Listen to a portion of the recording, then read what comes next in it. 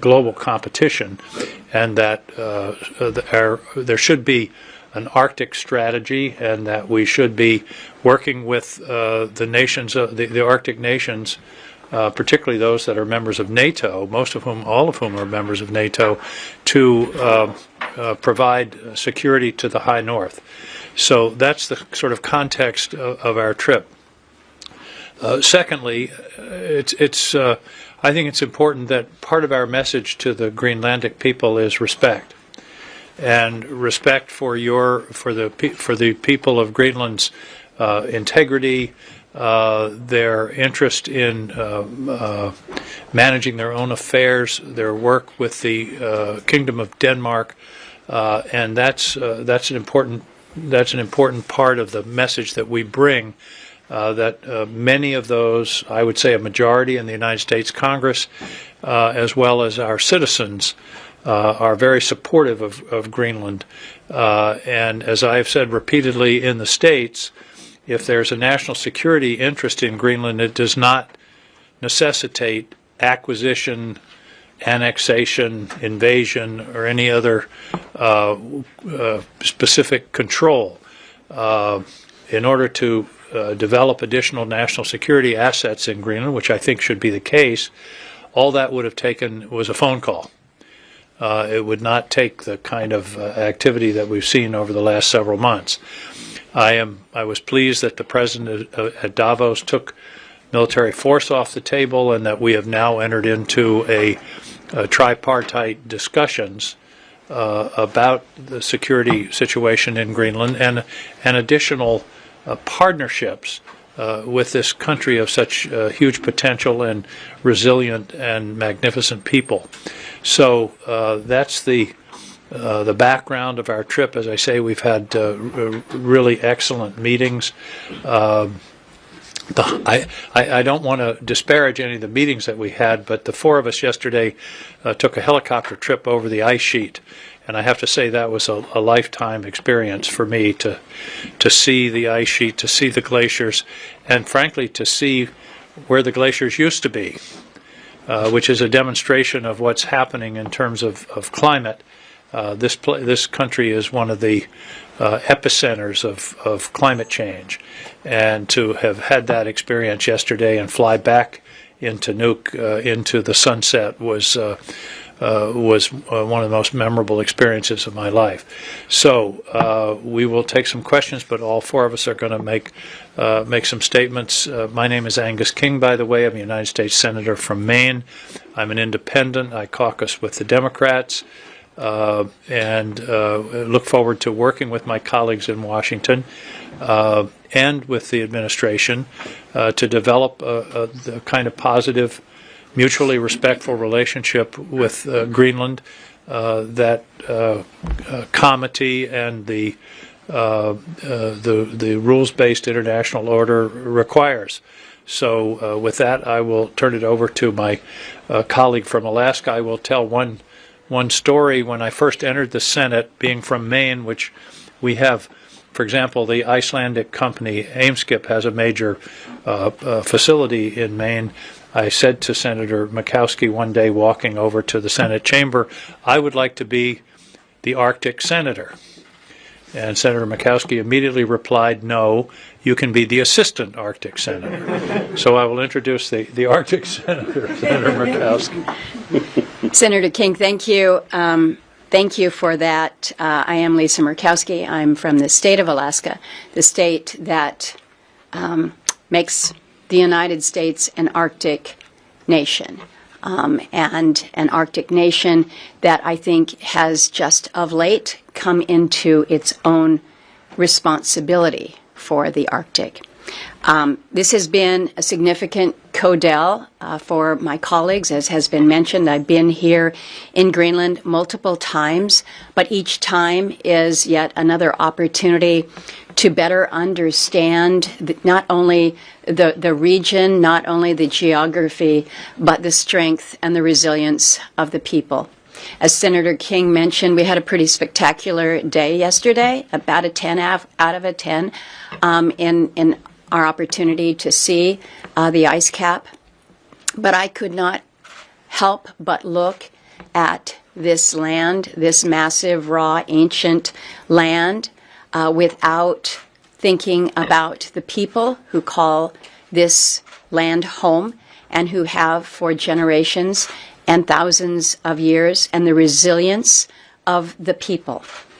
And so to those resilient, strong, amazing people who are now feeling threat and fear from our country, your ally, it hurts my heart.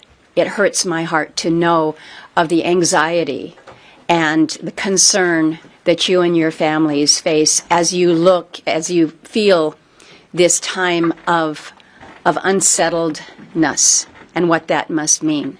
We've had very good conversations with fellow parliamentarians, as Senator King mentioned, just with the Prime Minister, shortly with Vivian Motzfeldt, your foreign minister. These have all been important because there has not been a single meeting that we have had where it has been suggested that we don't want to have the United States as a friend and an ally. We do not want additional security. What we want is for these discussions about security to be done with us. Nothing about us without us. There is a reason for the name of your security strategy. And it's not just about defense, it's about all aspects of your security. And so recognizing the sovereignty, recognizing the autonomy of the Greenlandic people is something that we have an obligation as your friend and your ally to work towards addressing. There is no relationship, personal, business, or otherwise, that comes easy, that comes without work. In just a few sentences and words, trust that has been built since World War II has been eroded and degraded. We need to work to rebuild that trust. That's why you see members of Congress that are here to remind you that yes, our president may make certain statements, but we also, as Congress, have a role. We have a system of checks and balances. So how we exercise that, I think, is important for Greenlanders to know as well. Whether it is through the power of appropriations and authorizing or not authorizing spending, whether it is the value of exchanges that is so important in understanding one another, know that your Congress, our Congress, has a role in how we move forward with our friends in Greenland. I will end with one comment. We talk a lot about the transatlantic alliance and what that means from a NATO perspective and how important it is to continue that. I think more of the alliance as being a trans-Arctic alliance and what we as Arctic nations can be doing as we build the strength and security that benefits Greenland, that benefits the Kingdom of Denmark, that benefits Alaska and the United States. There is a shared interest that we must work together towards, and it begins and it ends with constructive, respectful dialogue. And I'll now turn to my colleague, Senator Peters. Thank you. I'm Gary Peters, Senator from Michigan. This is my first trip to Greenland, and I'll concur with my colleagues. It's been just an amazing trip. Not only a beautiful country, but the people that we've had a chance to meet and get to know have treated us like family, and I believe it is mutual. I mentioned I come from Michigan. I will just say for the record, it's actually colder in Michigan than it is in Greenland here now. So I wanted to escape the cold of Michigan to come north, and it has been a fabulous experience. In Washington, I serve as the ranking member on the Homeland Security Committee. I'm also a member of the Armed Services Committee. So every morning when I wake up, I think about trying to keep the United States and the American people secure. And when we think about security, to me, there are really three core elements that keep us secure. One, we need to have a strong economy. We want to be financially secure. We want a strong military to keep us secure. But the third element is absolutely essential, and that means we have to have friends. You can't just have two of the three. You need all three. You need a strong military, you need a strong economy, and you need friends. And the people of Greenland are our friends. The people of Denmark are our friends. And when you have friends, you respect that relationship, you trust each other, and that's what we have to do as a country. Unfortunately, we have a president that has broken that trust. I think, in a significant way, and we now have to repair it. And that's why the four of us ventured up here for this trip, is to show that we care about the relationship between the people of Greenland and the people of the United States. We consider you friends. We want you to consider us your friend. We know that trust has been stressed, and now it's our opportunity to build that trust once again so that we can continue to have this strong friendship. So this is a first step among of many steps. But my message to the people of Greenland: know that you have many friends in the United States. In fact, the vast majority of Americans believe that you are indeed our friends, and we need to treat you with the respect and trust that we know each of you deserve. I'll now hand it over to Maggie Hassan from New Hampshire. Thank you. Well, as Gary said, I'm Maggie Hassan, Senator from New Hampshire. It is also colder in New Hampshire right now than it is in Greenland. First of all, just to the Greenlandic people, to all our hosts here, thank you for your hospitality. It becomes very clear, and this too is my first visit to Greenland, when you get here, how strong, how resilient, how warm, and how creative the people of this wonderful country are. And so we are very grateful for the welcome we've received. I will echo what my colleagues have said. I serve on the Homeland Security Committee as well, and I would analyze what it takes to be a secure nation just the way my colleague Senator Peters just did. But I think it's really important to for the Greenlandic people to know that I come from a state known for its citizen participation. Some of you may have heard of the first in the nation New Hampshire primary. We are a small but mighty state of 1.4 million people, but we have 400 state representatives at the state level, and that is because we believe that every citizen has a role to play, and we take our civic duty very, very seriously. And what I want you all to know is that from every corner of my state, from every political perspective, including people who are not at all politically aligned with me, what I am hearing is Greenland is our friend. Why would the president say what he is saying? Please, Senator, do everything you can to convey to the people of Greenland that we are friends and we are deeply, deeply concerned and disturbed by what our president has said. I tell you that because I want the people of Greenland to know how my constituents feel and how almost all Americans that we are speaking to feel. But I also tell you that because there's a famous saying in the United States, the most important and difficult political job is that of private citizen. And the citizens of the United States are mobilizing on this issue as well as many others in a way I haven't seen in decades.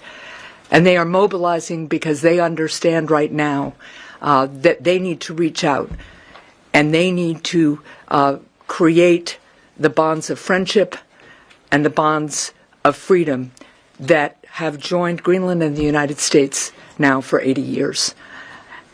And I will close with this. I'm the daughter of a World War II veteran, as is Senator Peters.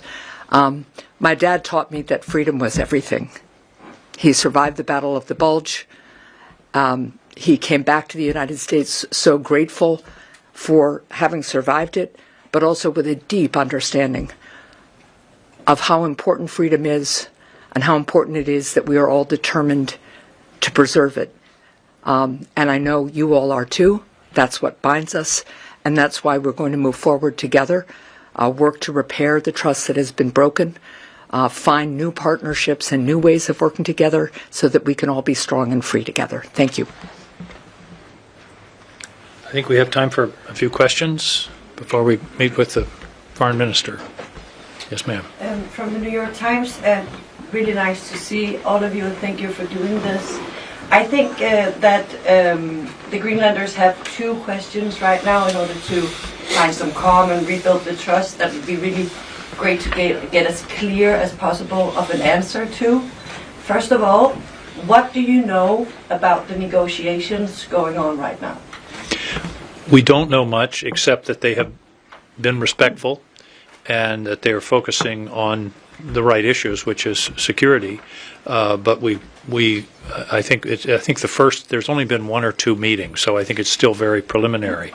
But I think the president's change of rhetoric at Davos reflected, to some significant extent, what we've seen among our constituents and the political atmosphere in the United States, where there was little or no support for this idea that he had.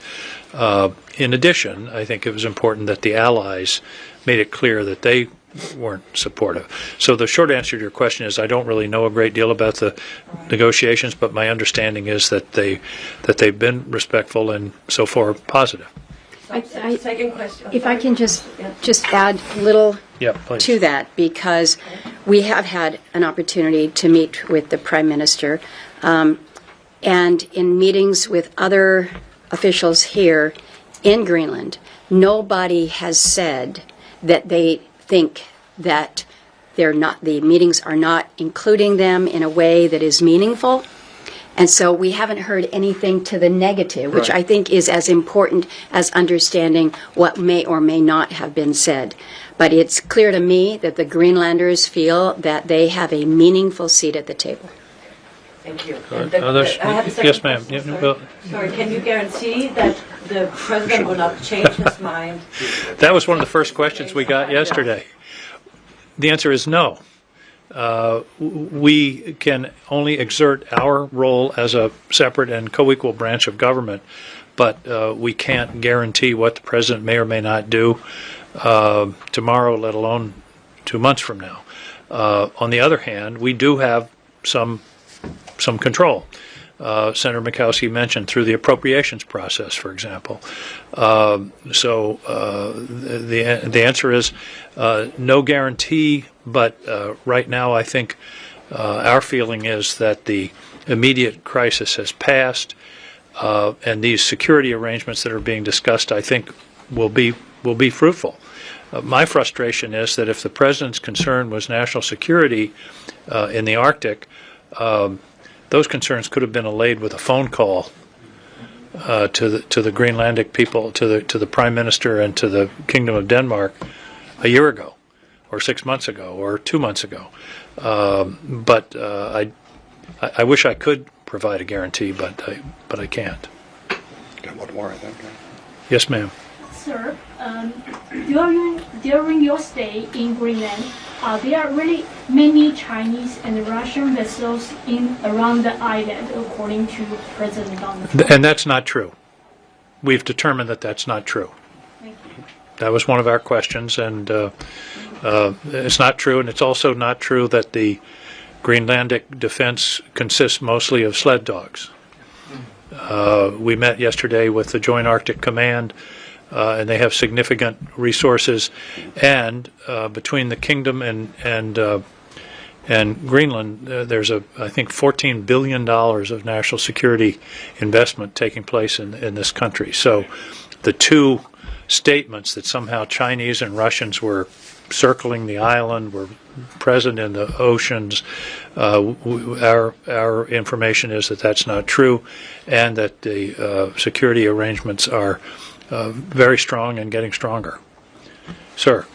Greenlandic Broadcasting Corporation. I have a question for you, Senator Murkowski. Why don't we see more Republican senators express your view and visit Greenland, as you said to us a couple of months ago?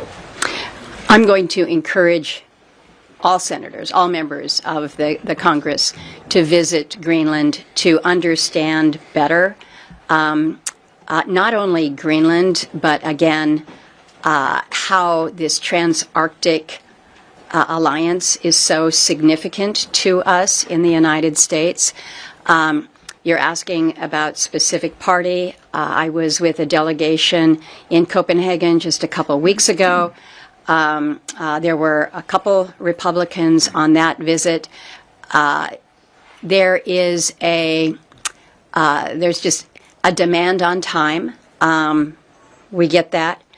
But I will also speak to the fact that there are some members of my party who don't want to be seen as engaging in anything that might be viewed as contrary to President Trump's initiative or desire, and so who may not be speaking out publicly on the issue of Greenland specifically.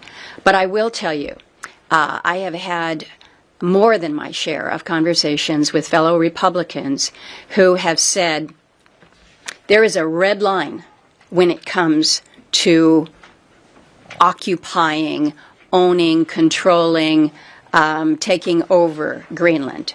Greenland, again, is our friend. They are our ally. We are a NATO partner. We do not take over. We do not invade our NATO allies.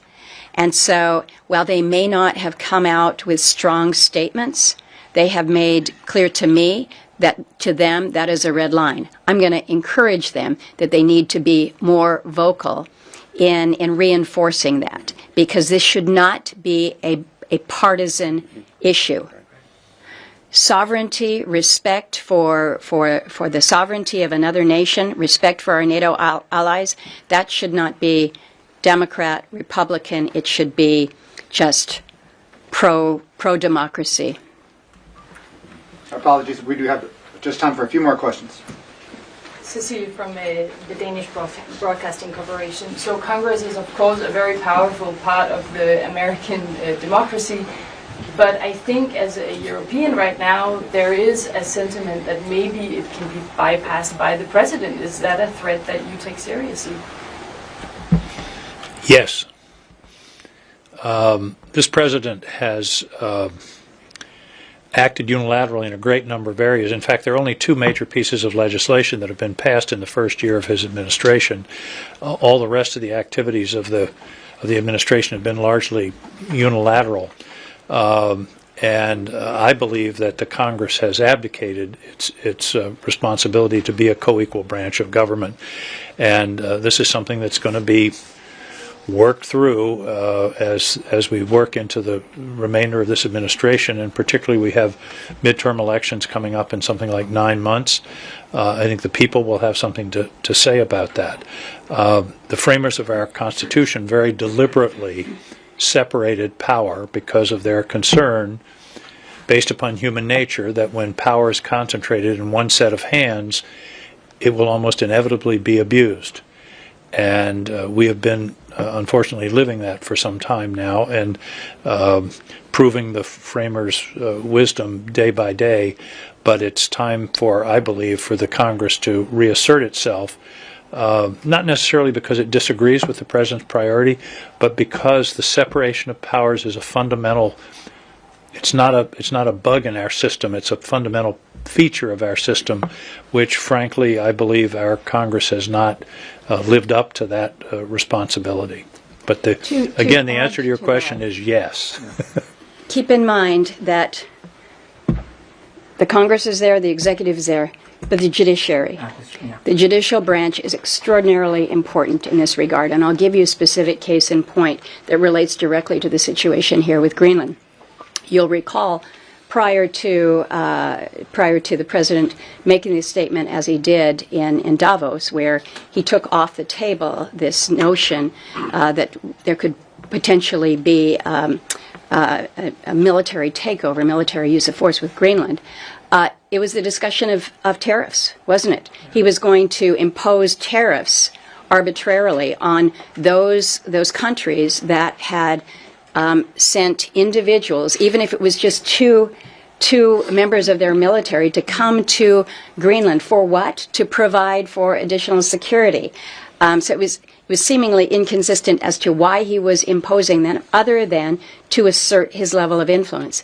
The problem that he has with that is that his ability to exert tariffs in this way has been challenged not only in the Congress, where myself and a good handful of other Republicans challenged that, but more importantly by the courts.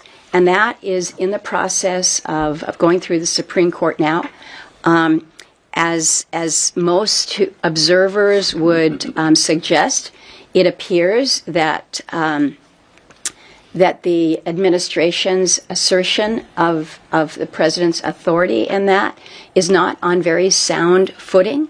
And so you recognize that we have a role in the Congress, but the judiciary is, you can call them our backstop, or you can call them the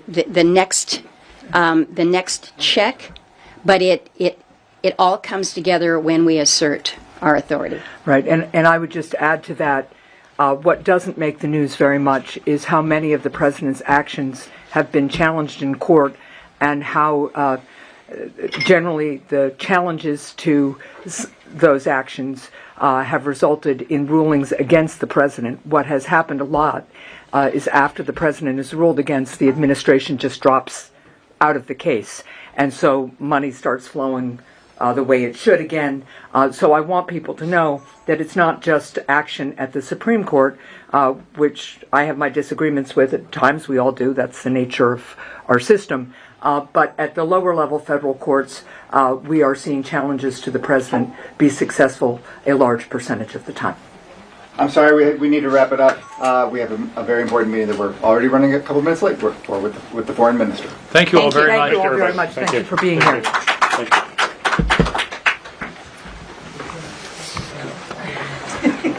Possible to get that program? Email? Yeah. Let me do it from our flight. Great. You Thank can you. email me. Okay? Email me so I'll just hit reply. Okay, thank you. Today, this program has been organized by the team